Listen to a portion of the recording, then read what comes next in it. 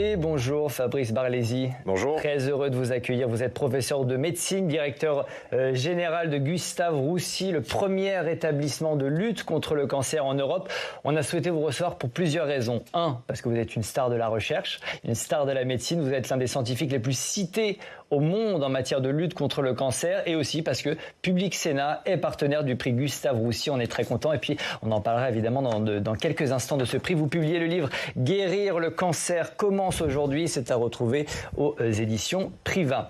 En préparant cette interview, je suis tombé sur ce chiffre, 400 000. 400 000 comme le nombre d'apparitions de cancer dépistés par an en France. On est le pays champion du monde en matière de taux d'incidence. Pourquoi on est aussi haut dans ce classement ?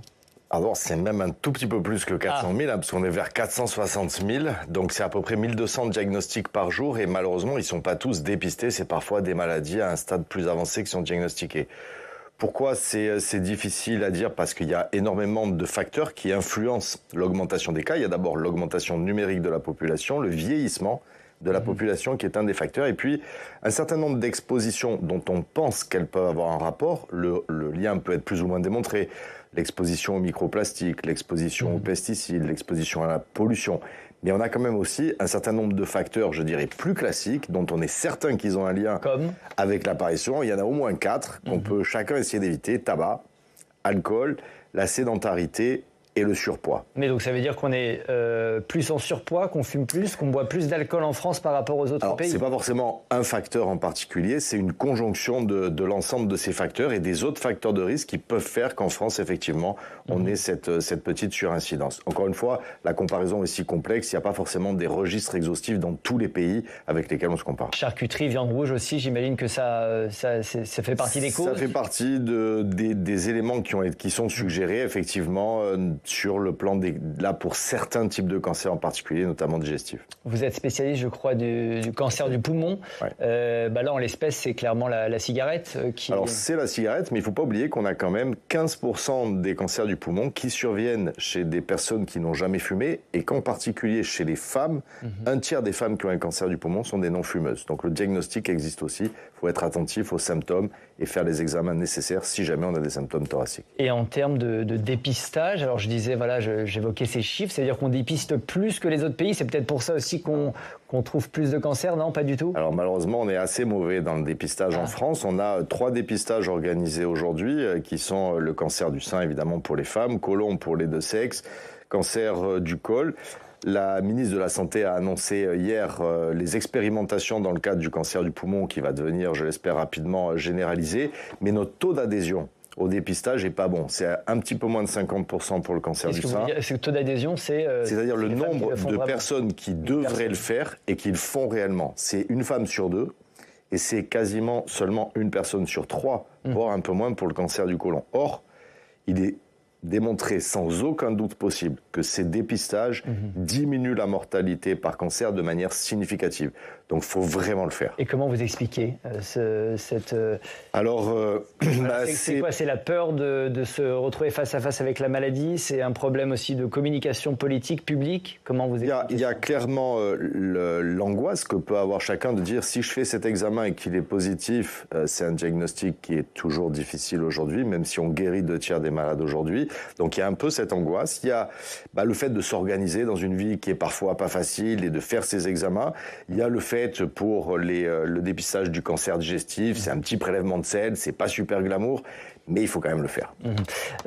Alors pendant longtemps, le cancer était une maladie de vieux, en tout cas perçue comme telle. C'est plus le cas aujourd'hui. Vous allez nous expliquer pourquoi, mais d'abord, je voudrais vous faire écouter ce témoignage de Solène, 23 ans. Écoutez-la. Sportive, non fumeuse et sans antécédents familiaux, rien ne prédestinait Solène à être atteinte d'un cancer. Quand on a 23 ans, on a un peu l'impression que notre vie démarre et en fait, elle s'arrête déjà alors on est confronté à la mort quand même. Donc, ça fait se poser beaucoup de questions et on le vit certainement pas de la même façon quand on a 20 ans que quand on en a 75. Je me suis vraiment interrogée sur est-ce que c'est des choses que j'ai pu respirer? Est-ce que c'est des choses que j'ai pu manger? Est-ce que c'est un cocktail de plein de choses? Est-ce que c'est parce que y a telle usine proche de là où j'ai grandi et du coup ça a pu avoir un impact? Oui, après, je pense que je vais me faire 50 000 scénarios, mais pour l'instant, j'aurai jamais la réponse. Un témoignage poignant de Solène, c'est extrait d'un super documentaire de Flora Sauvage à retrouver sur le site publicsena.fr. Vous lui répondez quoi à Solène? Alors, je dirais d'abord, le cancer reste toujours une maladie associée au vieillissement. La majorité des cancers survient dans une tranche d'âge qui est plus élevée que celle de Solène. Mais il est vrai qu'entre les années 90 et 2020, il y a eu une augmentation de 70% de ces cancers chez les sujets jeunes, moins de 40 ans. C'est une réalité, il n'y a aucun doute. Pourquoi ? Il y a eu probablement des changements dans les expositions de cette génération par rapport aux générations précédentes, et elle le dit très bien, c'est possiblement des changements dans l'alimentation, peut-être une alimentation plus basée sur des aliments ultra transformés, c'est l'exposition peut-être effectivement à des pesticides, c'est l'exposition à la pollution. On sait que la pollution peut être un promoteur de la maladie cancéreuse, c'est-à-dire qu'elle favorise la multiplication d'anomalies qui seraient survenues par hasard. C'est aussi les microplastiques, avec certaines études qui montrent un chiffre extrêmement surprenant. On ingérerait chacun à peu près l'équivalent de 15 sacs plastiques par an. Et ces microplastiques qui restent à l'intérieur de notre organisme, qui n'est pas fait pour les éliminer, entraînent un certain degré d'inflammation. Donc c'est probablement, elle le dit très bien, peut-être une conjonction de ces facteurs auxquels ont été exposées ces générations. Il y a des liens qui sont aujourd'hui démontrés, c'est-à-dire on sait qu'il y a une corrélation, mais il faut qu'on fasse la preuve de mécanistiquement pourquoi ces facteurs peuvent entraîner la maladie, qu'on le démontre, qu'on sache exactement quelles vont être les bonnes cibles thérapeutiques et comment éliminer évidemment. Ça peut être effectivement quelque chose de générationnel, sans prédisposition génétique. En tous les cas, il est assez peu probable qu'il y ait une modification des prédispositions génétiques dans une génération comme ça, c'est probable. Donc c'est très probablement des facteurs exogènes. Certains chercheurs parlent de tsunami à venir, d'épidémie à venir de cancer chez les moins de 50 ans. Vous partagez cette analyse ? En tous les cas, si vous voulez, l'idée est quand même de sensibiliser, je dirais à la fois la population, mais aussi nos collègues médecins. Aujourd'hui, si vous avez l'âge de Solène, que vous avez une douleur abdominale et que vous allez chez votre médecin traitant, le cancer n'est évidemment pas le premier diagnostic qui va avoir à l'esprit. L'idée n'est pas de dire que c'est le plus fréquent, c'est juste de dire ayons-le quand même à l'esprit. S'il y a un symptôme qui ne passe pas, on sait que ça peut quand même arriver et donc il faut déclencher les examens pour ne pas avoir de retard diagnostique. Chaque retard diagnostique impacte la probabilité de guérison. Il y a une explosion des cancers digestifs chez les jeunes. Est-ce qu'on sait pourquoi ? Alors, chez les jeunes, on a une augmentation d'un certain nombre de cancers. Il y a effectivement les cancers digestifs. On sait qu'on a une augmentation importante des cancers du pancréas notamment, mais c'est aussi le cancer du sein. C'est 16 000, je crois, 16 000 nouveaux cas par an. Alors, on n'est pas tout à fait à 16 000 aujourd'hui, mais on est sur cette courbe ascensionnelle, en effet. Et c'est en effet aujourd'hui une pathologie qui était relativement rare. Dans les années 90, c'était à peu près 4 000 cas par an. Ça augmente extrêmement vite et on ne sait pas exactement pourquoi. Donc, il y a ces cancers digestifs, cancer du côlon aussi. On a aussi des cancers du sein, cancer de la thyroïde, cancer du rein. Donc, il y a, je dirais, plusieurs types de cancers qui sont plus importants, semble-t-il, chez ces sujets jeunes. Et c'est pour ça qu'il est hyper important de comprendre pourquoi. Alors, on va essayer de parler des traitements pour avoir quelque chose, une petite note positive. Pour la deuxième année consécutive, je disais, Public Sénat est partenaire du prix Gustave Roussy. Déjà, très simplement, à quoi sert cette récompense ? Expliquez-nous. Alors, l'objectif, le prix a été créé pour montrer qu'il y a aujourd'hui des progrès sensibles en termes de traitement des cancers. On a voulu montrer deux choses. La première, c'est l'importance de la recherche. Il n'y a pas de progrès sans recherche. Et la deuxième chose, c'est que il y a une recherche aujourd'hui qui est celle que l'on conduit à Gustave Roussy, qui est une recherche de solutions. L'objectif étant rapidement de faire passer les fruits de notre recherche vers les malades. Et c'est exactement l'ambition de ce prix qui a récompensé hier un grand chercheur américain, Luis Diaz, qui a démontré comment les analyses moléculaires que l'on peut réaliser sur les tumeurs, et notamment dans des cancers digestifs, qu'on appelle les instabilités microsatellitaires, prédit une réponse à l'immunothérapie de 100%. Et ce sont des malades qui ont pu du coup échapper à des chirurgies parfois très délabrantes, notamment pour des cancers colorectaux. Eh bien, on va écouter ce professeur Luis Diaz, on va l'écouter tout de suite. My name is Luis Diaz. I'm the head of solid tumor oncology at Memorial Sloan Kettering in New York. I've really devoted my career to the intersection between science and bringing that science to patients in unique ways that will have profound impact on their lives. Ces recherches à lui, elles vont pouvoir changer quelque chose concrètement dans la vie des patients? Elles ont changé, mais de manière extrêmement importante. Juste pour essayer d'illustrer, auparavant, ces patients qui avaient un cancer rectal avaient une chimioradiothérapie, en général une chirurgie qui pouvait être une amputation rectale. Grâce à ces travaux, pour une proportion de ces malades qui ont cette anomalie moléculaire, cette instabilité microsatellitaire, ils reçoivent de l'immunothérapie. 100% des malades répondent, 100% des malades ne sont pas opérés, pas amputés. C'est un changement évidemment colossal, à la fois dans l'efficacité des traitements, mais aussi dans le retentissement des traitements. Le taux de guérison des cancers a progressé, je crois, ces dernières années. Est-ce que vous pouvez nous dire un peu quels progrès ont été faits ? Si on regarde entre les années 90, où on guérissait à peu près 50% des patients, dans les années 2020, on est à peu près à 2 patients sur 3 qui sont guéris. Et l'ambition du fait de l'accélération des connaissances, l'accélération du développement des médicaments est d'arriver à 80% de patients guéris, c'est-à-dire augmenter encore de 15% dans les 15 ans qui viennent, c'est-à-dire 80% en 2040, et se dire sur le chemin d'une guérison totale des pathologies cancéreuses dans le siècle. C'est possible qu'on arrive à une guérison totale des patients du cancer sur un moyen long terme. Je ne sais pas quel est l'objectif. En tout cas, arriver à 80% et se dire que dans ce siècle, on arrivera à guérir le cancer, je pense que c'est un objectif qui est atteignable du fait de la rapidité avec laquelle on est aujourd'hui plus armé pour comprendre les maladies, s'adapter précisément. Ça impose quand même que pendant ce temps-là, on continue à investir dans la recherche, on continue à investir dans les talents et on continue à investir dans le développement des médicaments qui sont évidemment une des armes très importantes dans le traitement. Et parmi les nouveaux traitements, je suis tombé sur les thérapies cellulaires. Est-ce que vous pouvez nous expliquer brièvement ce que c'est ? Alors l'idée est qu'aujourd'hui, notre système immunitaire est en fait armé, programmé pour détruire ces cellules cancéreuses qui sont bien identifiées comme étant des cellules anormales. Et nous avons tous quelques cellules cancéreuses qui se promènent, qui sont détruites de manière normale. Mais parfois, la tumeur arrive à contourner ce système de protection. Et l'idée est de prélever dans la thérapie cellulaire, de prélever ces cellules du système immunitaire, de les doper, on va dire, de les modifier au laboratoire, de les multiplier à l'extérieur du corps du patient et de les réinfuser pour leur permettre d'attaquer la tumeur de manière extrêmement précise. Donc il y a plein d'armes différentes dans la thérapie cellulaire, ça regroupe plusieurs stratégies thérapeutiques, mais l'idée est que nous avons aujourd'hui la capacité, ce qu'on ne pouvait pas faire auparavant, à modifier à l'extérieur du corps humain nos propres cellules immunitaires pour s'attaquer à la tumeur. Quels sont les traitements les plus prometteurs aujourd'hui ? Donc vous évoquez effectivement les thérapies cellulaires. Il y a d'autres traitements particulièrement efficaces, particulièrement prometteurs pour aboutir à ce zéro malade, je ne sais pas, à l'horizon du siècle ? Alors, je dirais qu'avant les traitements, il y a quand même la prévention. On peut essayer d'être meilleur déjà, comme on en a discuté tout à l'heure, on peut quand même prévenir 40% des cancers. Deuxièmement, le dépistage, le diagnostic précoce qui sera certainement aidé par des tests sanguins qui vont arriver.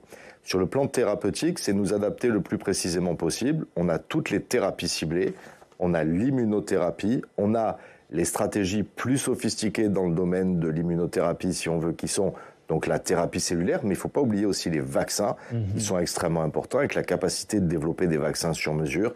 On a aussi des armes thérapeutiques qui sont issues de la médecine nucléaire, ce qu'on appelle les radioligands thérapeutiques, c'est-à-dire une petite molécule qui va apporter sur la tumeur un petit composé radioactif qui va détruire les cellules cancéreuses. Et puis, on a tout des arsenals de nouveaux médicaments, notamment des anticorps bispécifiques, trispécifiques, des molécules qui transportent des petites molécules de chimiothérapie, ce qu'on appelle les anticorps chargés. Donc, il y a énormément de molécules en développement aujourd'hui, de plus en plus précises et qui vont s'adapter à chaque stade de la maladie. Et tout ça coûte très cher, ces traitements, j'imagine. Ça a un coût pour la sécurité sociale. Est-ce que, selon vous, alors sans rentrer trop dans la politique, mais est-ce que selon vous, le système actuel est paré pour faire face à la prise en charge de tous ces traitements ? Il est clair que ces traitements ont un coût. Ils ont d'autant plus un coût si on n'est pas indépendant sur le plan sanitaire, c'est-à-dire si on n'est pas capable, nous, de les développer et de les fabriquer en France. C'est un vrai enjeu et le Paris-Saclay Cancer Cluster a été créé pour essayer de répondre à cet enjeu. Maintenant, le coût du médicament n'est pas le seul coût dans la prise en charge d'un patient. Si vous avez un traitement qui permet à un patient, et on a vu l'exemple de Solène tout à l'heure, de continuer sa vie normale, éventuellement une vie de maman, de continuer à être intégré, de continuer à travailler, la société va aussi, je dirais, bénéficier globalement de ces traitements-là, plutôt que des traitements qui sont plus invalidants, qui ont un retentissement plus important, qui empêchent le retour au travail, etc. Donc c'est quelque chose qui est global et on a certainement à adapter notre système pour pouvoir continuer à bénéficier, à payer ces innovations. Et puis professeur, il y a quand même une question qui revient souvent dans la bouche de nos concitoyens, l'intelligence artificielle. Est-ce que c'est en train de révolutionner votre pratique, à vous ? Clairement, l'intelligence artificielle, elle est déjà intégrée dans les parcours de soins de beaucoup de malades. Notamment, si on regarde tous les examens d'imagerie, le plus souvent, les scanners, les IRM embarquent des logiciels d'intelligence artificielle qui peuvent aider nos collègues radiologues. L'anatomopathologie, c'est-à-dire l'examen au laboratoire des biopsies que l'on réalise, là aussi, nous avons développé un certain nombre de logiciels d'intelligence artificielle qui peuvent aider à être plus précis sur quel va être le risque d'un patient, quelle est sa probabilité de répondre à certains traitements. On parlait des patients MSI, du professeur Luis Diaz. On a aujourd'hui sur une simple lame numérisée des logiciels capables d'identifier cette altération sans plus avoir besoin de faire d'analyse moléculaire. Et puis dans tout le suivi des parcours, c'est évidemment très important, ça va permettre de guider les malades, faciliter, fluidifier les parcours.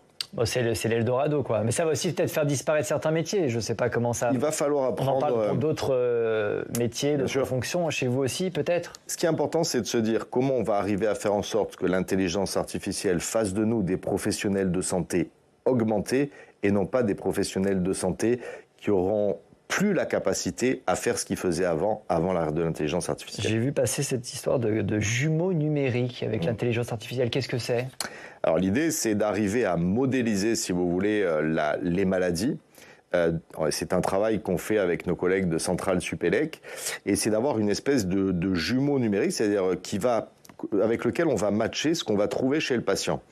Et ça va nous permettre de dire, notre patient a ses altérations biologiques, dans le jumeau numérique, voilà ce que ça donne comme activation d'un certain nombre de voies biologiques, et du coup, de demander à ce jumeau numérique quelle voie je dois bloquer pour permettre de contrôler la maladie du patient. Et en bloquant ces voies avec des médicaments sur mesure, d'avoir évidemment une efficacité qui va être plus importante qu'en faisant ça de manière empirique. Alors vous en parliez tout à l'heure, question de budget évidemment, mais Emmanuel Macron a annoncé cette semaine la reconduction du budget consacré à la lutte contre le cancer à l'identique jusqu'en 2030. Je crois que c'est 1,7 milliard d'euros sur 5 ans. C'est suffisant selon vous ou vous demandez plus de moyens ?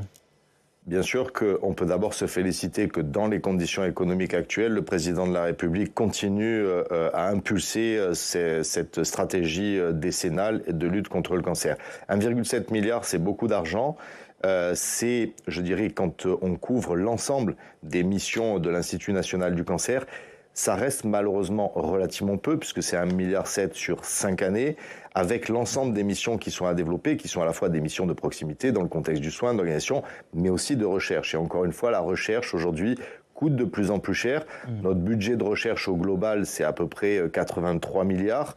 En Allemagne, c'est 107 milliards. Aux États-Unis, c'est plus de 200 milliards. Donc, si vous voulez, il faut se dire qu'on est dans une compétition mondiale. Il faut vraiment... Nos chercheurs peuvent aller n'importe où dans le monde pour travailler. Il faut qu'on soit les meilleurs pour les attirer, pour les garder. Et c'est ça, notre indépendance sanitaire. Ils peuvent aller partout, mais ils viennent à Gustave Roussy. C'est quoi le secret de Gustave Roussy ? C'est à la fois un environnement, c'est aussi une mission, une vision qui est celle d'une recherche qui doit le plus rapidement possible retourner aux patients avec des solutions concrètes.